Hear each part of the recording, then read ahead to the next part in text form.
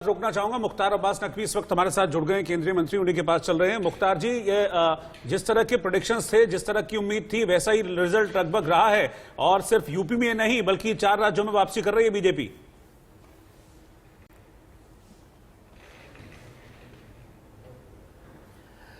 हाँ बिल्कुल। और एक मैं तो इन सभी राज्यों की जनता को नतमस्तक होकर सलाम करता हूं कि आज तक ये कहा जाता था कि जहां पे सरकारें हैं दोबारा आना मुश्किल है, वहां पर एंटी इनकम्बेंसी होती है, बल्कि इन राज्यों में और विशेष तौर से अगर उत्तर प्रदेश में देखें तो प्रो इनकम्बेंसी दिखाई पड़ी। और एक और इम्पॉर्टेंट चीज थी कि इन सभी राज्यों में और विशेष तौर से उत्तर प्रदेश में एक बहुत ही दिखाई देने वाला विकल्प था, विजिबल विकल्प समाजवादी पार्टी और गठबंधन का। और उस विजिबल विकल्प के बावजूद कभी कभी कहा जाता था कि साहब विकल्प था नहीं इसलिए बीजेपी जीत गई। विकल्प के बावजूद 5 सालों तक सरकार चलाने के बावजूद जनता ने विकास और विश्वास पर फिर से एक बार विश्वास जताया है, मोहर लगाई है। और जहां एक तरफ जो है वो कुछ पार्टियां भारतीय जनता पार्टी को हराने के जुगाड़ में लगी थी, वहीं इन राज्यों की जनता भारतीय जनता पार्टी को जिताने के जुनून के साथ काम कर रही थी। हाँ। मुख्तार जी क्या आपने अभी कहा कि लोग ये कहते हैं विकल्प था नहीं इसलिए बीजेपी जीत गई। मैं पंजाब के कॉन्टेक्स्ट में अगर आपसे सवाल पूछूं, क्या आप पंजाब के कॉन्टेक्स्ट में ये बात कहेंगे कि जनता के पास कोई विकल्प नहीं बचा था, इसलिए आम आदमी पार्टी वहां पर इतना प्रचंड बहुमत पा गई?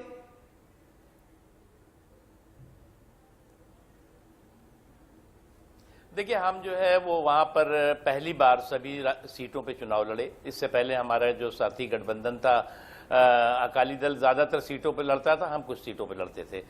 हाँ, ये बात सही है कि हमने पूरी ताकत लगाई, पूरी मेहनत की, लेकिन हम विकल्प के रूप में वहां पर मजबूती से लोगों के दिलों पे, लोगों के दिमाग पे दस्तक नहीं दे पाए। हाँ। और आने वाले दिनों में देखिए, कोई भी हम तो इस पक्ष के रहे हैं और हमारी भारतीय जनता पार्टी की यही संस्कृति है कि जीत का अपना ग्लैमर होता है और हार का अपना ग्रेस होता है। और हर चुनाव अपना सबक और संदेश देता है।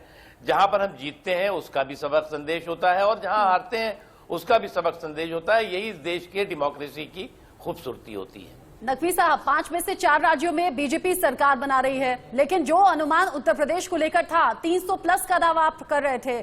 समाजवादी पार्टी विकल्प के तौर पर थी, लोगों ने चुना नहीं, लेकिन फिर भी 130 से 131 सीटों पर बढ़त दिख रही है। जो 300 प्लस का दावा था, वहां जो कम सीटें मिली हैं, उसको लेकर भी मंथन होगा क्या?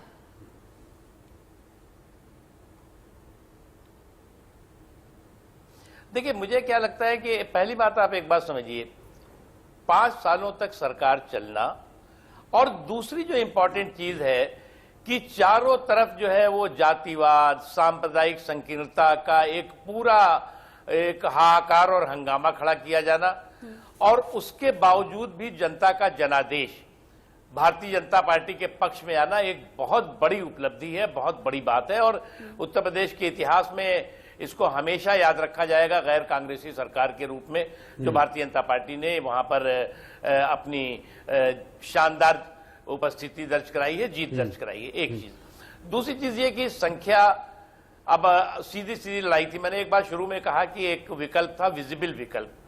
सीधी सीधी लड़ाई थी कि एक तरफ जो है वो गठबंधन था, जो गठबंधन की कहता था कि साहब हम बाहुबलियों के भरोसे जीत जाएंगे, बलवाइयों के भरोसे जीत जाएंगे, बकैतों के भरोसे जीत जाएंगे। और एक तरफ भारतीय जनता पार्टी थी जो जनता के भरोसे चुनाव लड़ रही थी, जनता के विश्वास के साथ चुनाव के मैदान में थी और अपने काम के बलबूते पर थी। तो इसलिए जनता ने जो जनादेश दिया है, निश्चित तौर से वो एक बहुत ही ऐतिहासिक और बहुत ही संतोषप्रद है। अच्छा मुख्तार साहब, उत्तराखंड से 2 खबरें हैं। एक तो खबर अच्छी है, एक बुरी है। अच्छी खबर यह है कि आपने एक मिथक को तोड़ दिया, एक सीसॉ पैटर्न था वो तोड़ दिया कि नहीं एक पार्टी जो बार सत्ता में आएगी अगली बार दूसरी पार्टी आएगी, उस मिथक को तोड़ दिया। और मैं कहूंगा अच्छी मेजोरिटी के साथ आपने तोड़ा, क्योंकि 48 सीट्स आती हुई दिख रही हैं अभी तक। लेकिन जो सीएम हैं वो चुनाव हार गए हैं और एक अच्छे खासे बड़े अंतर से हारे।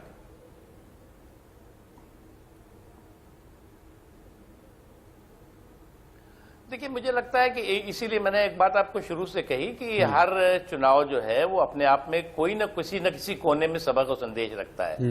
हर चुनाव में जो है वो उसकी जीत का अपना ग्लैमर होता ही है। हार का अपना ग्रेस होता है। जनता ने जो भी जनादेश दिया उसको नतमस्तक होकर के उसे स्वीकार करना ही इस देश के लोकतंत्र की का तकाजा भी है और खूबसूरती भी है। उसके अलावा चुनाव में कैंडिडेट हमारे तमाम लड़े थे, तमाम जगहों पे उम्मीदवार थे, और कहीं पे हार हुई होगी, कहीं जीत हुई होगी, वो बात का विषय होता है, उसमें जो भी होती है चर्चा बाद में होती है। लेकिन भारतीय जनता पार्टी एक ऐसी पार्टी है जो करोड़ों कार्यकर्ताओं की पार्टी है, करोड़ों लोगों के आशीर्वाद से दिन दूना रात चौगुना बढ़ रही, और एक बहुत शीर्ष नेतृत्व मोदी जी का है, जिसके प्रति की लोगों का विश्वास मजबूती के साथ हर दिन बढ़ रहा है। तो इसलिए जो है वो जो भी रिजल्ट है, वो रिजल्ट जो है वो मैं मानता हूं कि बहुत ही ये मोदी जी की जीत है, आप कह रहे हैं? और सभी के लिए ये जीत मोदी जी की जीत है। देखिए एक चीज बहुत इंपॉर्टेंट है, निश्चित देखिए मोदी जी का नेतृत्व शीर्ष नेतृत्व है। मोदी जी के अब आप तो अगर गांव में भी जाते होंगे तो लोग जो है वो या तो बीजेपी, नहीं तो ज्यादातर कहते हैं मोदी को वोट देंगे। तो अब ये मोदी जी आज जो है वो लोगों के दिलों पे हैं, राज कर रहे हैं। इस बात का एहसास हम सबको होना चाहिए कि हम तो मोदी को वोट करने वाले हैं, चाहे वो हिंदू हो, चाहे मुसलमान हो, चाहे कोई भी कम्युनिटी का हो, वो कहता है मोदी को हम वोट करेंगे या नहीं करेंगे। तो ये अपने आप में एक बहुत बड़ा, जो देश की अभी तक क्या था, परिवार की परिक्रमा थी, आज परिश्रम को परिणाम में बदलने वाला नेता है। नकवी साहब, जमीन पर जाकर बीजेपी कार्यकर्ता काम करते हैं और इसी मेहनत के लिए जानी भी जाती है बीजेपी। अगर 5 राज्यों में से 4 में बीजेपी फुल मेजॉरिटी के साथ सरकार बना रही है तो ये अलग मेहनत दिखती भी है, लेकिन वोटिंग परसेंटेज भी हम दर्शकों के साथ लगातार शेयर कर रहे हैं, और वोटिंग परसेंटेज में मार्जिन बहुत ज्यादा है नहीं, सीटों में अंतर बहुत ज्यादा है, लेकिन वोटिंग परसेंटेज में बहुत ज्यादा अंतर है नहीं। बीजेपी को इस पर भी सोचना होगा, मतलब हार जीत का अंतर कई सीटों पर बहुत नैरो है, बहुत कम है।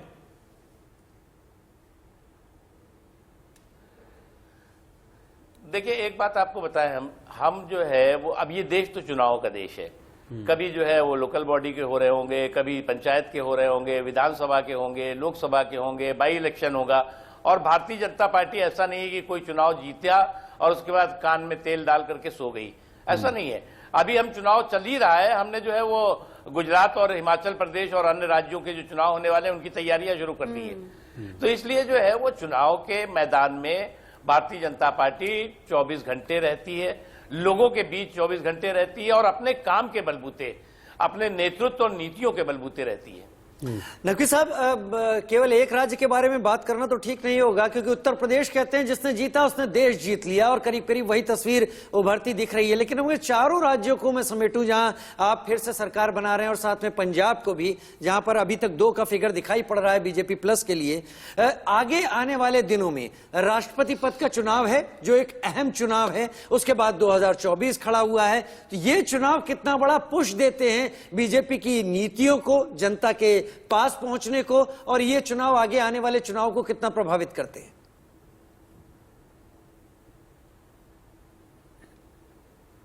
देखिए कोई चुनाव जो है वो एक चुनाव दूसरे चुनाव को प्रभावित नहीं करता, पहली चीज। सितारों के आगे जहां और भी है, अभी वक्त के इम्तिहान और भी है।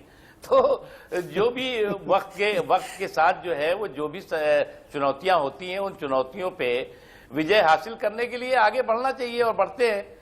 इसलिए एक चुनाव में जीत गए और उसके बाद चादर ओढ़ करके सो गए कि भैया अब तो अब जीत हो गई हमारी, तो कोई भी पार्टी, एक बात हम लोग बहुत स्पष्ट है कि जीत का अपना जो है वो ग्लैमर होता है, लेकिन हार का अपना ग्रेस होना चाहिए। तो इस ग्लैमर और ग्रेस को जोड़ करके हम लोकतंत्र के रास्ते पे चलते हैं, और यही कारण है कि इन चुनावों के इस दौरान अगर आप 8 ही साल की बात देखें, बहुत से चुनाव हम हारे भी, बहुत से चुनाव जीते भी, लेकिन हमने ईवीएम विलाप मंडली की तरह सर पटका नहीं। जी हाँ, ईवीएम बेवफा होने लगी थी कल से इन्होंने। तो इसलिए जो है वो ग्रेस के साथ, मतलब आप कह रहे हैं कि उस ग्रेस का ग्लैमर आज शाम 6:30 बजे नजर आएगा जब प्रधानमंत्री नरेंद्र मोदी कार्यकर्ताओं को संबोधित करेंगे।